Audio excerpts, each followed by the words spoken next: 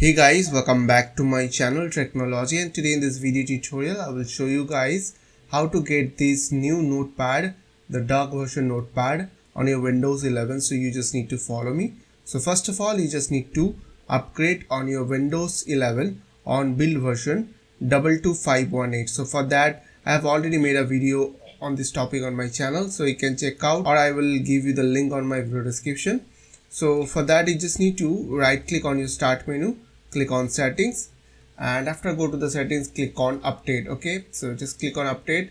Now click on Windows Insider program, and here you join our dev channel over there.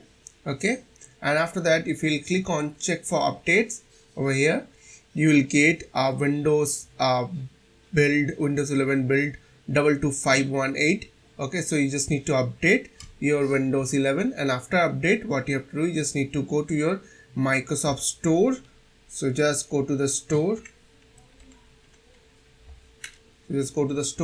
and click on library over there.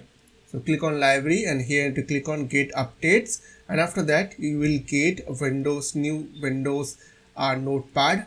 So I hope this quick tutorial will really help for you, and please don't forget to click on the subscribe button, like button, and share button.